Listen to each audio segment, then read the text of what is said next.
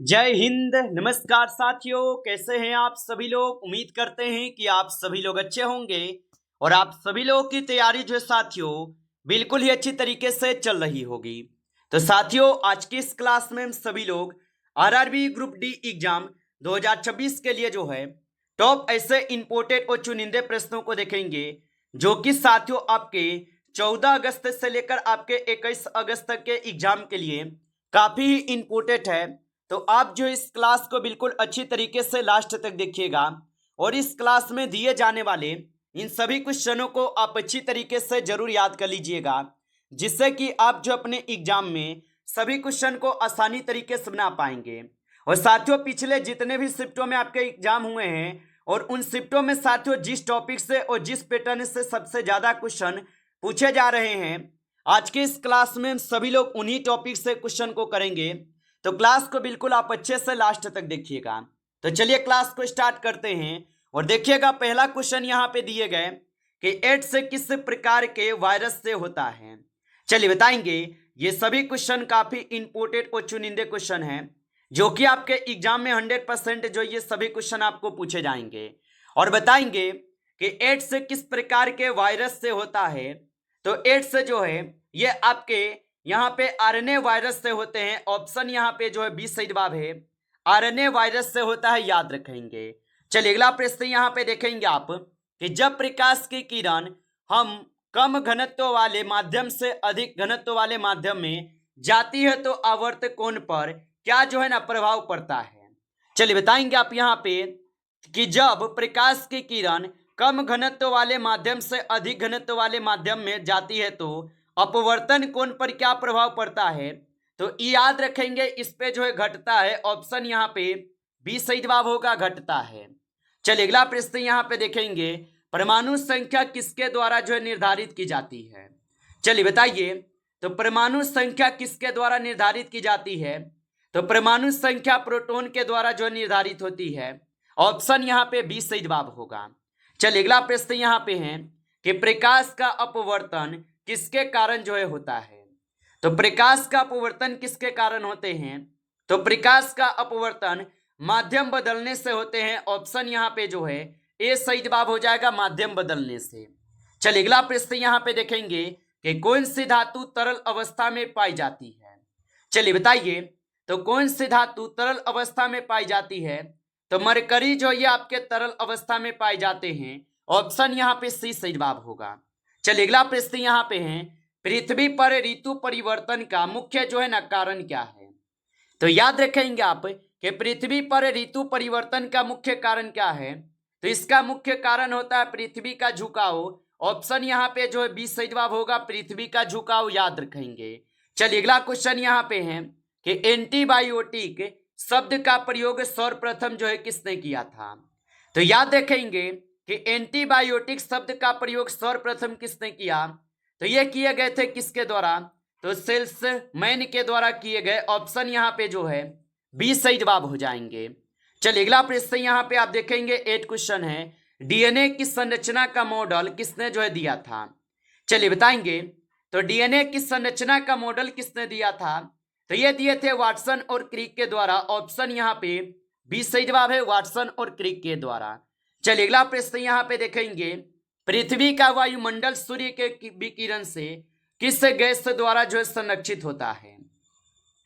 तो पृथ्वी का वायुमंडल सूर्य के विकिरण से किस गैस द्वारा संरक्षित होता है। तो ये होते हैं आपके ओजोन द्वारा। ऑप्शन यहाँ पे 20 सही जवाब है, ओजोन द्वारा होगा। चलिए अगला प्रश्न यहाँ पे है कि चिकित्सा उपयोग के लिए प्रसिद्ध समस्थानिक कौन से हैं। तो चिकित्सा उपयोग के लिए प्रसिद्ध समस्थानिक कौन से हैं। तो इसमें आप सभी लोग का उपयुक्त में से सभी हो जाएगा। ऑप्शन आपका यहाँ पे डी दिए गए हैं सही जवाब।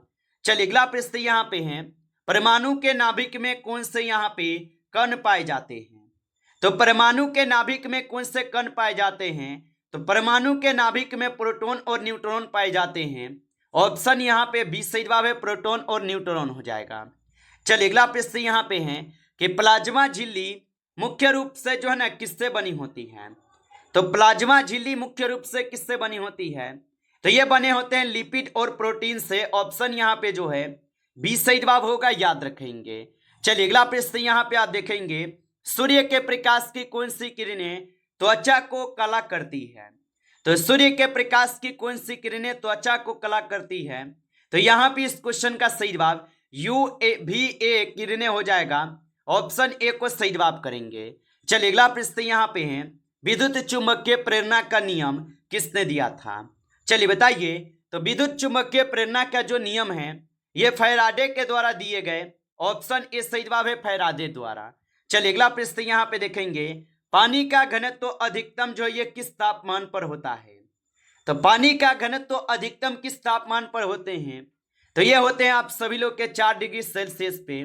ऑप्शन यहाँ पे जो है 20 सही जवाब है, 4 डिग्री सेल्सियस पे होगा।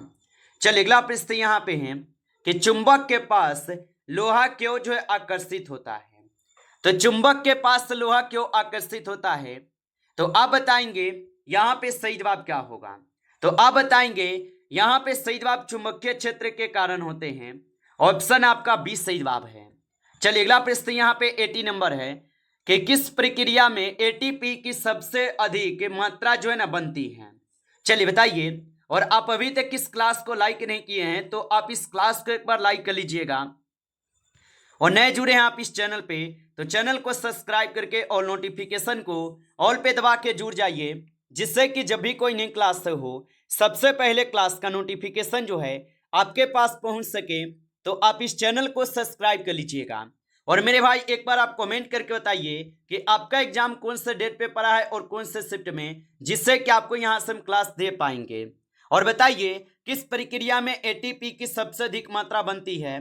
तो ये बनते हैं आपके इलेक्ट्रॉन ट्रांसफार्मर चैन में। ऑप्शन यहाँ पे 20 सही जवाब हो जाएगा। चलिए अगला प्रश्न यहाँ पे देखेंगे आप कि कौन सा हार्मोन फाइट ऑफ फ्लाइट प्रतिक्रिया के लिए जिम्मेदार है? तो कौन सा हार्मोन फाइट ऑफ फ्लाइट प्रतिक्रिया के लिए जिम्मेदार होगा? तो यहाँ पे आप बताएंगे थायरोक्सिन हो जाएगा। ऑप्शन यहाँ पे सी सही जवाब है। चलिए अगला प्रश्न यहाँ पे है, किस गैस को ग्रीन हाउस गैस की रानी जो है कहा जाता है? तो किस गैस को ग्रीन हाउस गैस की रानी कहते हैं? तो यहाँ पे सही जवाब क्या हो जाएंगे? तो यहाँ पे आप सभी लोग का CH4 मीथेन हो जाएगा। ऑप्शन यहाँ पे 20 सही जवाब होगा। चलिए अगला प्रश्न यहाँ पे देखेंगे, पेनिसिलिन किससे जो है ना प्राप्त होता है?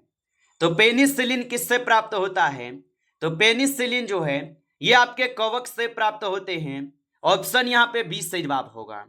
चलिए अगला प्रश्न यहाँ पे है कि जब कोई वस्तु जल में डूबती है तो उस पर जो है कौन सा बल यहाँ पे कार्य करता है?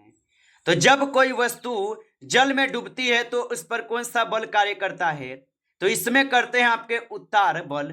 ऑप्शन यहाँ पे आप सभी लोग का जो है 20 सही जवाब होगा। चलिए अगला प्रश्न यहाँ पे देखेंगे, धातु की चालकता जो है ये किस कारण जो है अधिक होती है? तो धातु की चालकता किस कारण अधिक होती है? तो ये मुक्त इलेक्ट्रॉन के कारण होते हैं। ऑप्शन ए सही जवाब हो जाएगा। चलिए अगला प्रश्न यहाँ पे है कि ओम का नियम किस पर जो है लागू होता है? तो ओम का नियम किस पर लागू होते हैं? तो ये आपके धातुओं पर लागू होते हैं ओम का नियम। ऑप्शन आपका बी हो जाएगा सही जवाब, धातुओं पर होगा। अगला क्वेश्चन है कि परमाणु ऊर्जा में U-235 किस प्रकार का नाभिकीय विखंडन करता है? तो ये करते हैं आपके आप सभी लोग का क्या? तो यहाँ पे आप सभी लोग का सही जवाब ऑप्शन डी होगा, संलयन हो जाएगा, याद रखेंगे। चलिए अगला प्रश्न यहाँ पे देखेंगे, वायुमंडल में नाइट्रोजन का प्रतिशत जो है लगभग कितना है? तो वायुमंडल में नाइट्रोजन का प्रतिशत लगभग कितना होगा? तो याद रखेंगे ये आपके 78% हो जाएगा। ऑप्शन यहाँ पे 20 सही जवाब है, 78%। चलिए अगला प्रश्न यहाँ पे है कि दाब देकर विलयन को शुद्ध करने की प्रक्रिया क्या कहलाती है? तो दाब देकर विलयन को शुद्ध करने की प्रक्रिया क्या कहलाती है? तो ये आप सभी लोग का रिवर्स ऑस्मोसिस कहलाते हैं। ऑप्शन यहाँ पे 20 सही जवाब है। चलिए अगला प्रश्न यहाँ पे है कि जीन का रासायनिक जो है ना स्वभाव क्या है? तो जीन का रासायनिक स्वभाव क्या होगा? तो जीन का रासायनिक स्वभाव होता है DNA। ऑप्शन यहाँ पे आपका 20 सही जवाब दिए गए, DNA होता है। आगे देखिए अगला क्वेश्चन यहाँ पे आप लोगों से दिए गए, किस धातु पर वायु के संपर्क में हरी परत जो है जम जाती है? तो किस धातु पर वायु के संपर्क में हरी परत जम जाती है? तो ये जम जाती है तांबा में। ऑप्शन यहाँ पे 20 सही जवाब है, तांबा होगा। चलिए अगला प्रश्न यहाँ पे देखेंगे आप, प्रश्न है आपसे कि पाचन क्रिया का अधिकांश भाग कहाँ जो है संपन्न होता है। तो पाचन क्रिया का अधिकांश भाग कहाँ संपन्न होते हैं, तो ये होते हैं छोटी आंत में। ऑप्शन यहाँ पे 20 सही जवाब है, छोटी आंत में होगा। चलिए अगला प्रश्न यहाँ पे आप देखेंगे, मनुष्य की आंख का रंग किसके कारण जो है न निर्धारित होता है। तो मनुष्य की आंख का रंग किसके कारण निर्धारित होती है, तो ये होते हैं किसके कारण। तो यहाँ पे आप जो इस क्वेश्चन का सही जवाब ऑप्शन यहाँ पे बी लगाएंगे, मेलानिन के कारण हो जाएगा। ऑप्शन आपका बी सही जवाब होगा।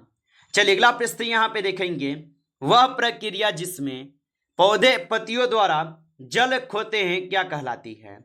तो वह प्रक्रिया जिसमें पौधे पत्तियों द्वारा जल खोते हैं क्या कहलाती है, तो ये कहलाते हैं आपके पादपों उत्सर्जन। ऑप्शन यहाँ पे 20 सही जवाब है, याद रखेंगे। चलिए अगला प्रश्न यहाँ पे देखेंगे, दही बनाने की प्रक्रिया किसके कारण जो है होती है। तो दही बनाने की प्रक्रिया किसके कारण होती है, तो ये आपके बैक्टीरिया के कारण होते हैं। ऑप्शन यहाँ पे 20 सही जवाब है, बैक्टीरिया के कारण। चलिए अगला प्रश्न यहाँ पे है कि कोशिका विभाजन का वह प्रकार जिसमें यौन कोशिकाएं बनती हैं कौन सी है।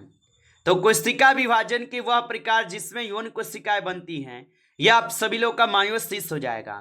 ऑप्शन 20 सही जवाब है, मायोसिस होगा। चलिए अगला प्रश्न यहाँ पे आप देखेंगे, क्वेश्चन है आपसे, विटामिन B12 की कमी से कौन सा यहाँ पे रोग होता है।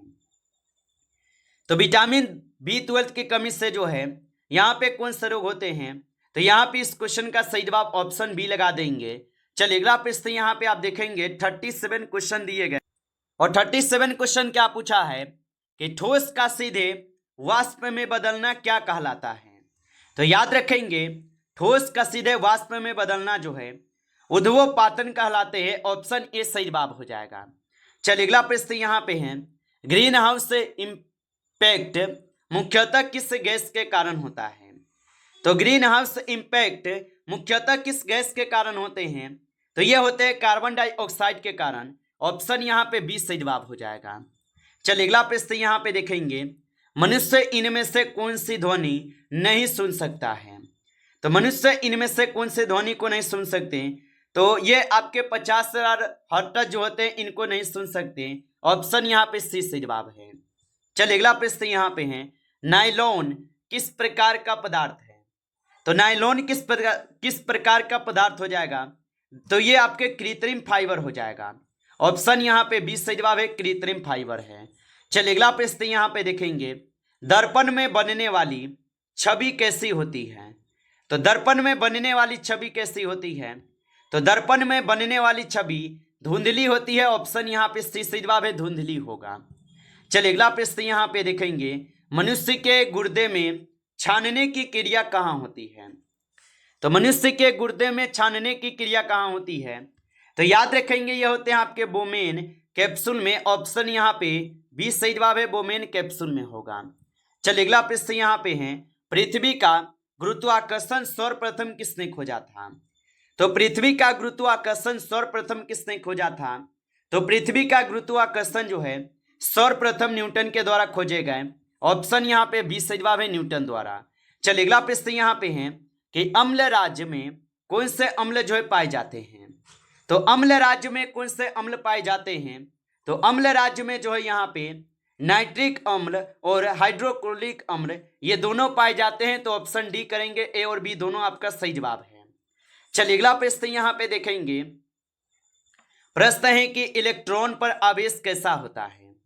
तो इलेक्ट्रॉन पर आवेश जो होते हैं यह आप सभी लोग का ऋणात्मक होता है। ऑप्शन यहाँ पे 20 सही जवाब है, ऋणात्मक होते हैं।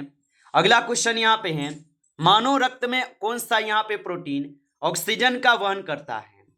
तो मानव रक्त में कौन सा प्रोटीन ऑक्सीजन का वहन करता है, तो यहाँ पे आप सभी लोग का कौन हो जाएंगे, तो 46 का सही जवाब ऑप्शन जो है सी सही जवाब है।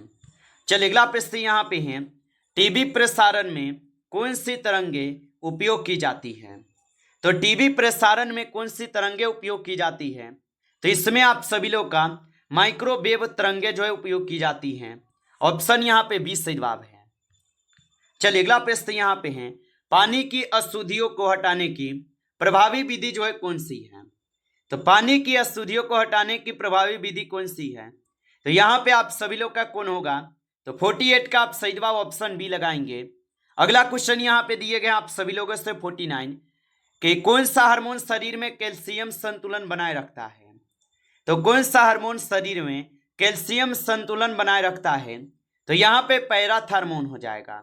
ऑप्शन बी को सही जवाब करेंगे, पैराथार्मोन है। चलिए अगला प्रश्न यहाँ पे है, भोजन में स्टार्च का पता किससे जो है ना लगाया जाता है। तो भोजन में स्टार्च का पता कैसे लगाए जाते हैं, तो आयोडीन से लगाए जाते हैं। ऑप्शन आपका बी सही जवाब है, आयोडीन से होगा। नमस्कार साथियों, इस क्लास में टॉप आपके 50 क्वेश्चन थे जो काफी इंपॉर्टेंट क्वेश्चन थे। साथियों यदि आपको क्लास अच्छा लगा हो तो आप इस क्लास को लाइक करेंगे और नए जुड़े हैं आप इस चैनल पे तो चैनल को भी सब्सक्राइब करके ऑल नोटिफिकेशन को ऑल पे दबा के जुड़ जाइए, जिससे कि जब भी कोई नई क्लास हो सबसे पहले क्लास का नोटिफिकेशन जो है आपके पास पहुंच सके। तो आप इस चैनल को सब्सक्राइब कर लीजिएगा। चलिए फिर मिलते हैं आपसे नेक्स्ट टॉपिक के साथ नेक्स्ट क्लास में, तब तक के लिए जय हिंद जय भारत।